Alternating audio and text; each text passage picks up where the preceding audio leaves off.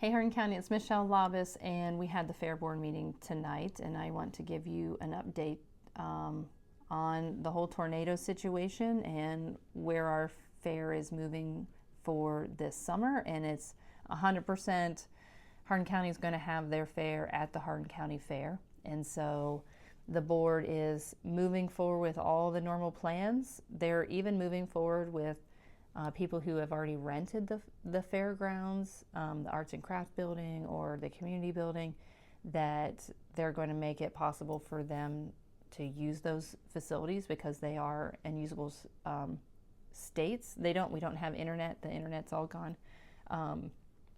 But just that commitment to serving the commitments that they've already made for people. And that just means people are going to be out there getting things cleaned up, making sure it's ready to go, which is just extra work. I mean, I can't tell you the amount of extra work that this fair board is just taking on. I didn't hear anybody grumbling in the meeting tonight. I mean, it was just, all hands on deck was kind of the attitude, and even to the point where they had planned on doing some electrical stuff out at the campers, right? And, of course, the electrician they had to do that is now busy with all the storm damage that's going around the whole area, but also the electrical for the fairgrounds. And so the camping situation gets, pushed off to the side, and, people on the board are like, hey, we will help. We can help do it, right? And so it's not, the attitude is not, oh, we have too much to do, we can't handle it, we're going to not be able to meet our goals of what we wanted to do this year. That's not even the question. They're going to meet all their goals, and they're going to knock it out of the park with rebuilding after this tornado. I mean, I think it's pretty exciting. This is definitely a board that I see, that I've been able to watch over these last couple years. I didn't know anything about the fair, how it was ran. I never was in 4-H. I never showed animals. It was all new information to me. And to watch them and all the work that they have to put in, every year just to run the fair is incredible, right? And then to put this on top of it is just unfathomable amount of dedication and support that this fair board has to our community and to our fair. So I'm blown away. I'm, thankful. I'm grateful for Jake McFadden, who's the president. And, tonight I heard so many times of him saying, oh, I made these phone calls. I got a hold of everybody, and, he did this, and he was on the phone. I don't know how long he spent on the phone these past, week or so, but a lot, right? You can just tell as he's recounting the story of how things have been happening. And so, just grateful that our fair's in good hands. I know that the commissioners own the buildings, and I talked to Joe about that on Tuesday, about what's the plan? When are you guys going to meet to figure out, how these buildings are going to get repaired? And his response was pretty much, it's the fair's, not the fair's problem, but the fair board is going to handle it. Which to me, I go, they have enough to handle. Like, surely there's something that the commissioners can do to carry part of the load of this enormous feat. And I'm sure there is, but they've got the insurance, and they're going to make sure that money gets where it needs to go.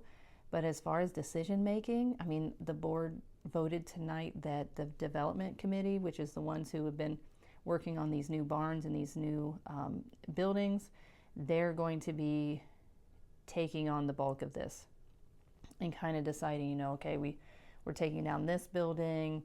Are we going to put up a tent? Or where are we going to move people? And those kinds of things. And so this volunteer, I don't know if they get money. If they do, it is like so tiny because that's what it is. But, this volunteer group of, 15 to 20 members is taking on the bulk of this work. And so kudos to them. And I know our fair's in good hands. I know that they're going to take the time that they need to decide. You know, it's one thing to take down buildings, which I'll just tell you, so the merchant building, where it lost all the roof, that part is coming down. The rabbit barn is coming down.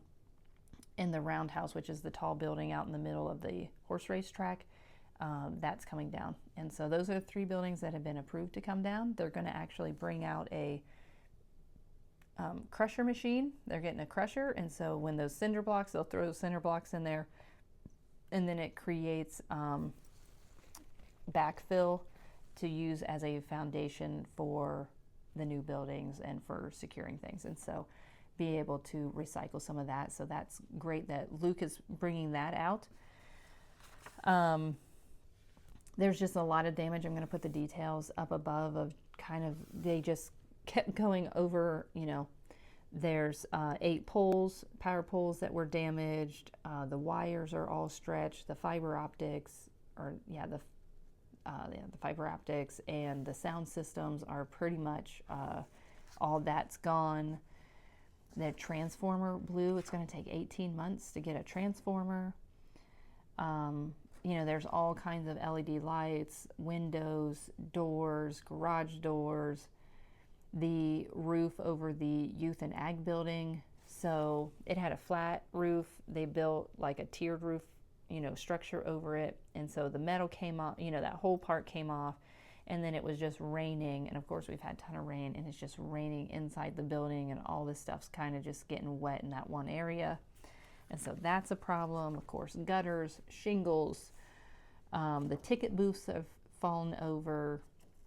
The show arena, it has like how many shingles and then rubber roof on it, and so that all has to come off. It can go down to the wood. The wood is fine, but all new roof needs to be put on.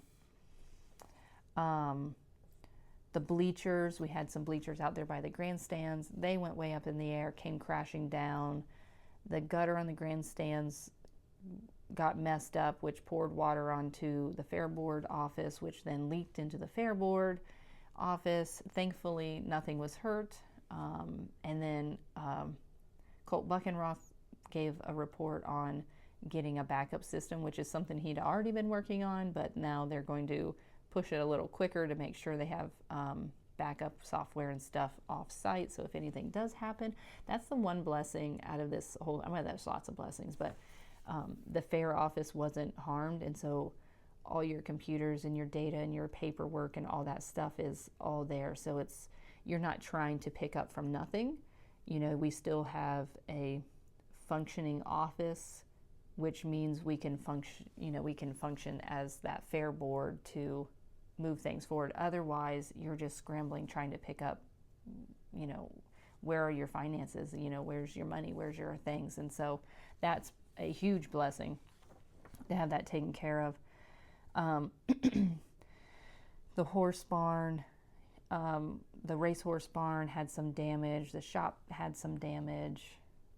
They are, they've had people come in with donations, of course, still water and concrete and those kinds of things. So tons of people have been reaching out to say, you know, hey, they want to help. They are having a 4-H FFA cleanup on Saturday with the kids being able, the older part of the kids being able to come out and just do, you know, walk through the grounds and just pick up everything that's on the ground there. And so part of it is being able to manage everybody, making sure that they're staying safe and that they're doing what is most needed at the time. So they can't just have a ton of people. So they're going to have several cleanup days. So keep an eye out for that. And if you want to help, there will be an opportunity there. They're just kind of starting out this Saturday with the 4-H kids and, you know, seeing how that goes. There's so many moving pieces going on. They did talk a little bit funny. They talked about the consignment sale, which that did really well this past year. Not really well, but better than it did last year. but it was so windy. The wind was crazy, and so they were talking about the little yellow tags and how they were flying all over, and they had to go get them and put them back on the machinery, and what a nightmare that was. And so that's another all day, several day activity that they just got done with, and now we have, all this. The main gate had some issues. Now the fire, EMS, sheriff, those buildings were all fine. They had some campers that were out there that had some issues. The trees, of course, had some issues. Friday, okay, so Monday, Jake and EMA, Joe and Tim and Luke, and I think there was maybe one or two more people, went around and surveyed all the damage. And so that's where EMA collects all that data, and then they put it into the system, and they have their own reporting. And so that's really important for them to get done. So that was done on Monday. Tuesday, John Houston's office, Rob McCulley, Mayor Lynn, and Joe, Jake and Colt were there. So they walked around and talked, just to show them the damage, because if you can get your representatives to come on board and help support your rebuild efforts, that's amazing. And so they were very receptive to that, and so that's exciting to hear. I don't think the fair is going to move, well, okay, so kind of where the fair is. These two new buildings, we already have a lot of the funding to do that, because it come out of ARPA money to do like the drainage, and then John Cross's money, which has to be done by June. And so these projects, now whether they have one or two buildings, I'm not sure, but those projects are already in the pipeline. They have to just keep continuing to move forward, because you don't want to lose that money that you had already set aside. So then you have the tear down of the three buildings, the cleanup of the fairgrounds, the animal barns, the beef on the beef side. They have to have a structural engineer come in, because even though insurance was like, this looks like a lot of old damage, it could be new damage, but how do you know if it's old or new? And is this building even safe? And so they have to have a structural engineer come in and actually look at the building. And so that's going to kind of determine on, can we use that building? Is it salvageable kind of thing? And so you're kind of waiting on that. You're waiting on insurance.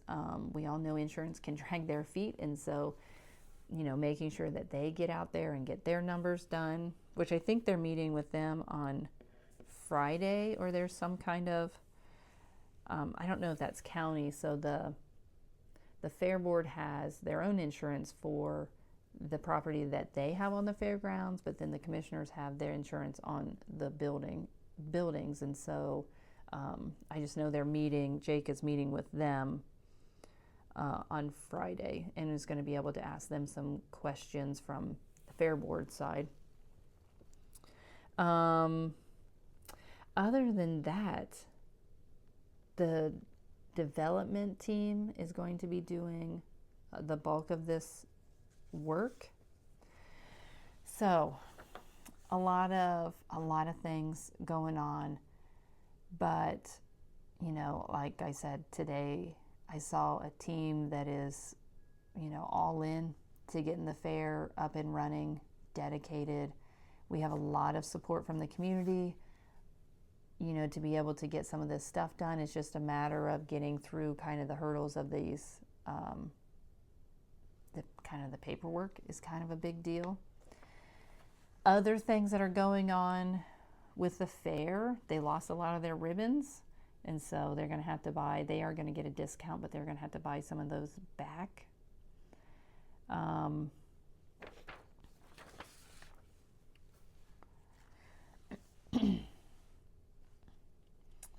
So something that I thought was really interesting is that we have new gate workers this year at the fair, and so I was like, well, who's the new people?